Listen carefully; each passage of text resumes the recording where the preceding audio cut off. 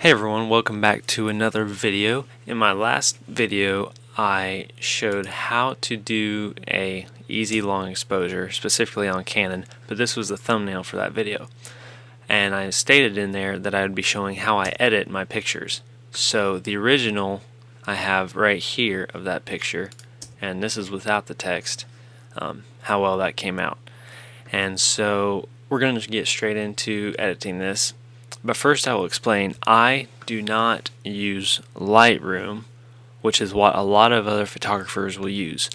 For me, sometimes I will use Lightroom for certain projects or something, but for my main workflow I do not use Lightroom simply because my preference of the way that Camera Raw you can edit and save and everything is so much easier for me, and just the way I kind of work, than importing into Lightroom and everything and taking up more space on the computer.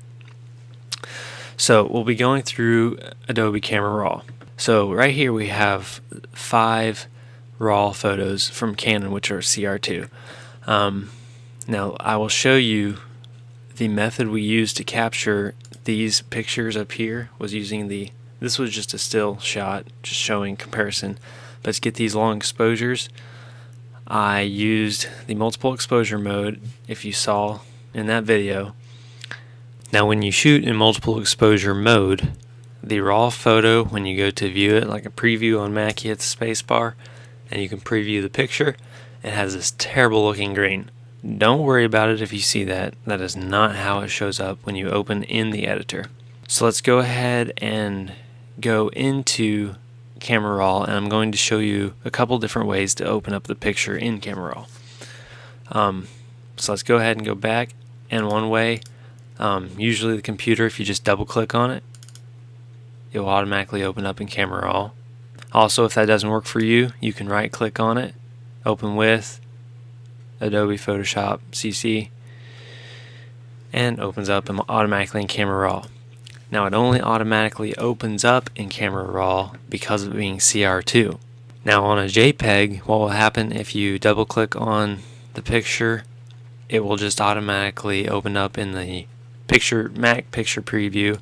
Or if you right click on it, open with, and do Adobe Photoshop, it will just open it up in Photoshop and not automatically go to Camera Raw.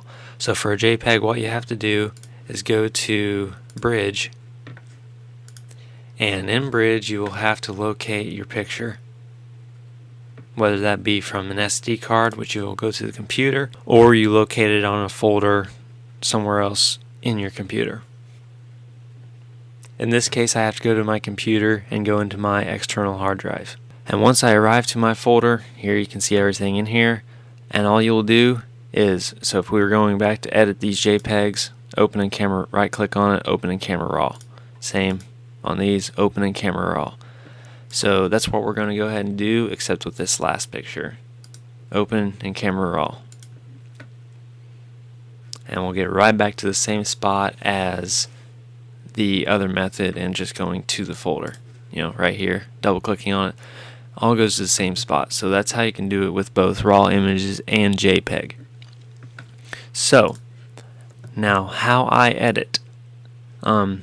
Basically that is up to your discretion on how you, the artist, wants your picture to come across. I always focus on wanting to see detail in the highlights and wanting to see at least some detail in the shadows, or some detail in either or, but looking like this, absolutely not. So first what I normally do is go to shadows, brighten those up, and highlights, and usually take that all the way down most of the time.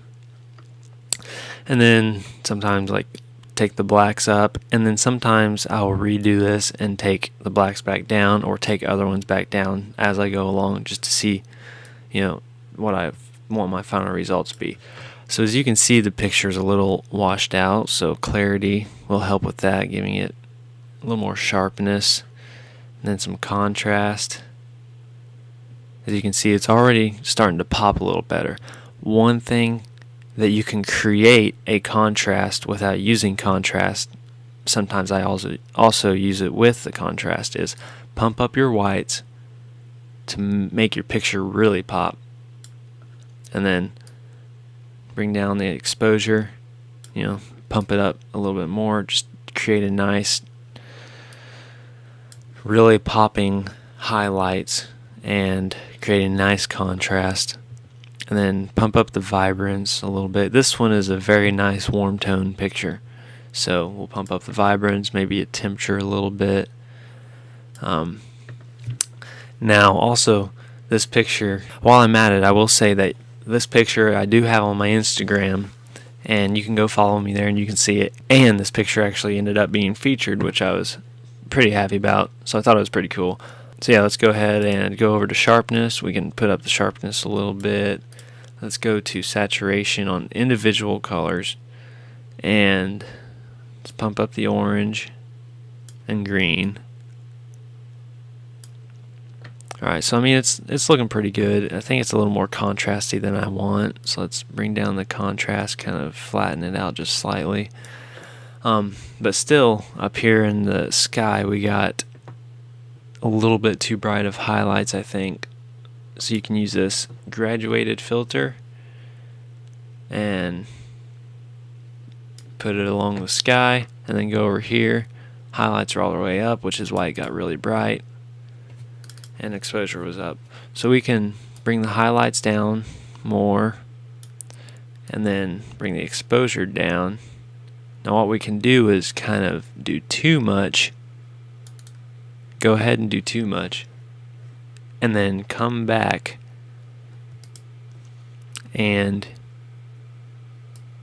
bring up the exposure and whites a little bit, so that'll make more of this middle area pop while the sky stays pretty normal and looking really good.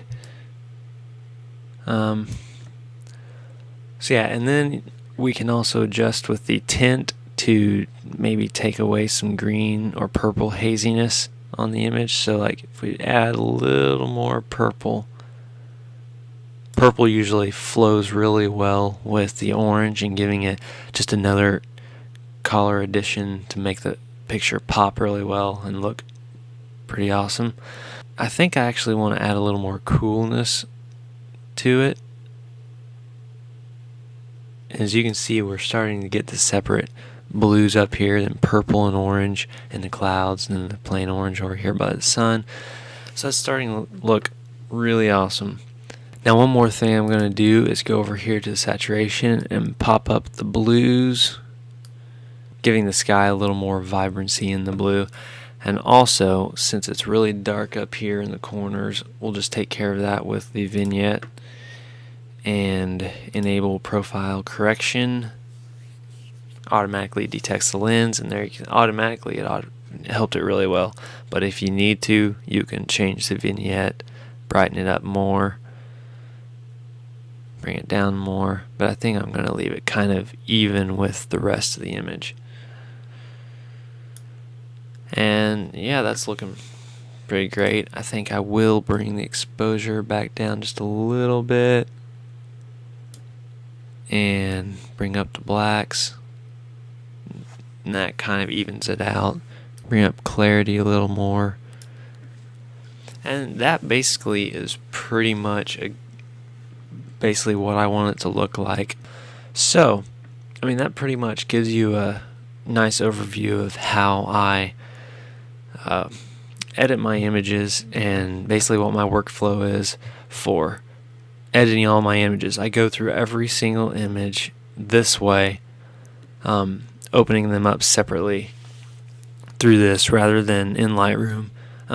It's just kind of my preference. I just prefer to do it this way just because of the way my mind works in organizing my files and everything. It just seems like Lightroom has extra work that you got to do to import it into Lightroom, which adds onto your computer hard drive, and then you got to export it to your external hard drive like I use, and then you still got those images left on Lightroom that you got to take care of, and this just kind of makes it a lot easier for me. Some people don't want to do that, but I just figured I'd show you an easy way to edit your pictures without using Lightroom.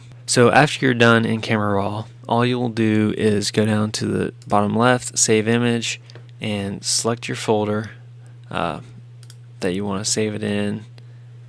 Go through your picture, go through your folders and select the folder, and then select.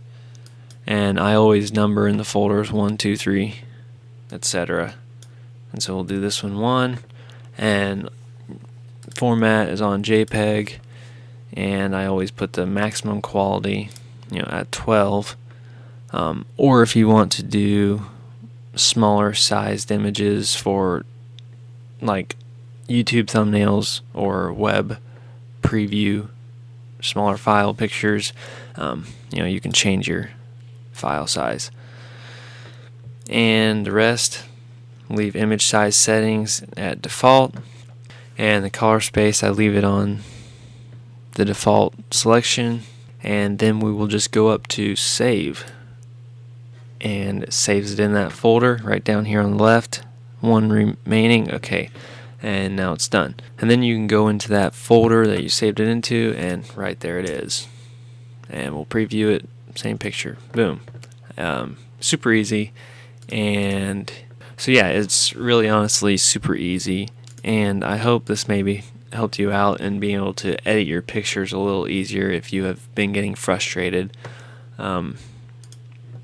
I really prefer it this way, and you can see even right here some before and afters of more editing in Camera Raw.